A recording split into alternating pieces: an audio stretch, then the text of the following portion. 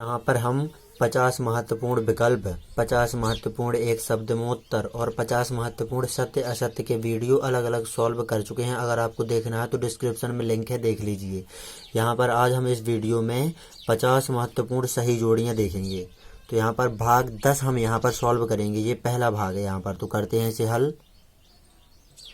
तो यहाँ पर ए देखेंगे, सर्वाधिक बारंबारता वर्ग तो कहलाता है बहुलक वर्ग, तो ए हो जाएगा ये। अब यहाँ पर वर्ग चिन्ह देखेंगे तो वर्ग चिन्ह का फॉर्मूला होता है ऊपरी वर्ग सीमा प्लस निचली वर्ग सीमा बटे 2, तो ये हो जाएगा बी।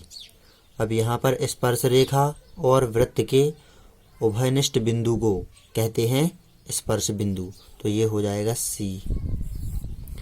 अब हम यहाँ पर डी देखेंगे तो 1/sin a होता है कोसेक ए के बराबर, तो ये हो जाएगा डी।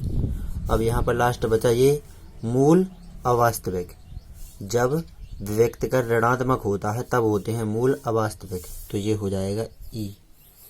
अब हम भाग 2 सॉल्व करेंगे। तो यहाँ पर ए देखेंगे, समबाहु त्रिभुज, सभी समबाहु त्रिभुज समरूप होते हैं, तो ये ए हो जाएगा।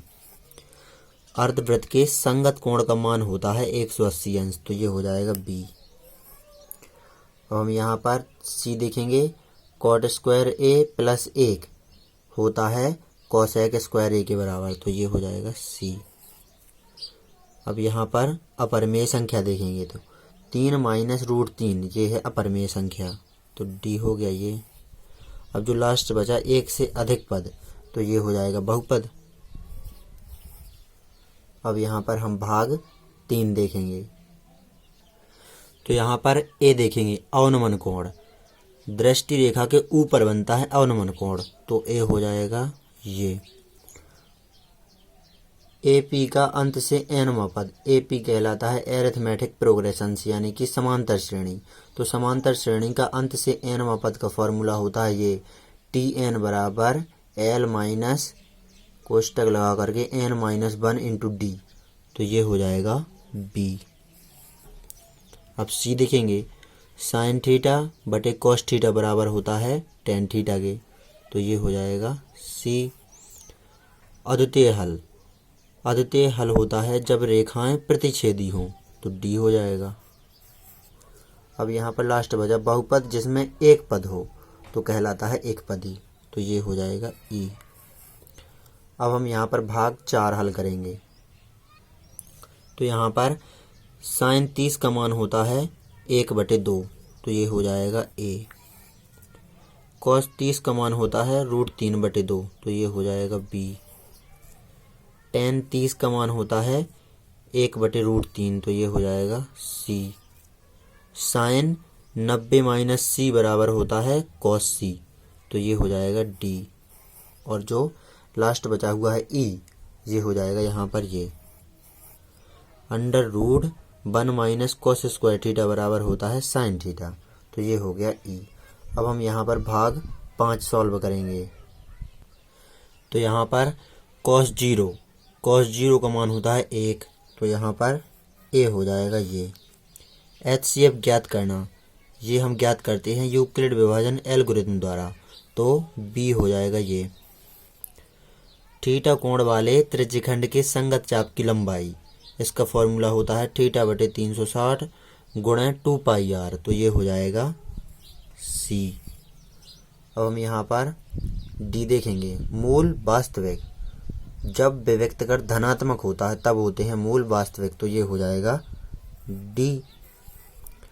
अब यहाँ पर लास्ट बचा पूर्णांक m के लिए समपूर्णांक, तो 2m, ये हो जाएगा ई। अब हम यहाँ पर भाग 6 हल करेंगे। तो यहाँ पर 6वां भाग हल करेंगे हम। तो समांतर श्रेणी का मानक रूप AP का मानक रूप होता है A + D A + 2D, तो ये हो जाएगा ए। वृत्त का क्षेत्रफल का फॉर्मूला होता है πr², तो ये हो जाएगा बी। घन का पृष्ठीय क्षेत्रफल, तो घन का पृष्ठीय क्षेत्रफल का फॉर्मूला होता है 4a²। ए जो है यहाँ पर ये भुजा है, तो यहाँ पर ये हो जाएगा सी। अर्धगोले का आयतन का फॉर्मूला होता है 2/3 पाई आर का क्यूब, तो ये हो जाएगा डी।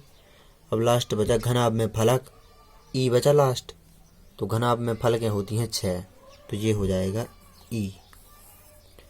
अब हम यहाँ पर भाग 7 सॉल्व करेंगे।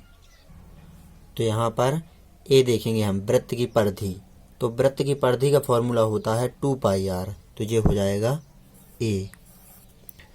पाई का मान होता है 3.14, तो ये हो जाएगा बी। चक्रीय चतुर्भुज के सम्मुख कोणों का योग होता है 180 अंश, तो ये हो जाएगा सी। अब यहाँ पर √3, तो √3 का मान होता है 1.732, तो ये हो जाएगा डी।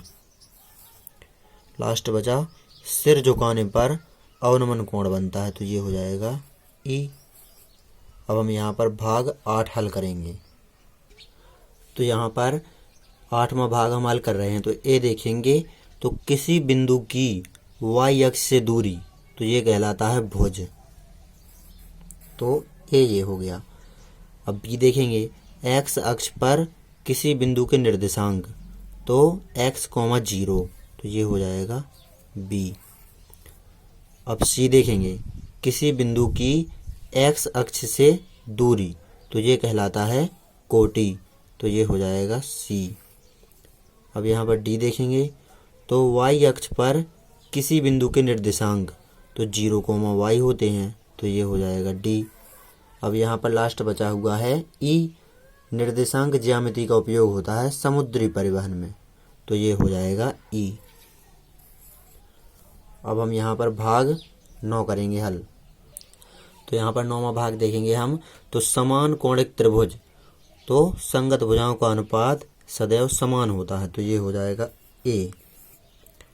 पाइथागोरस प्रमेय समकोण त्रिभुज में लागू होता है, तो ये हो जाएगा बी।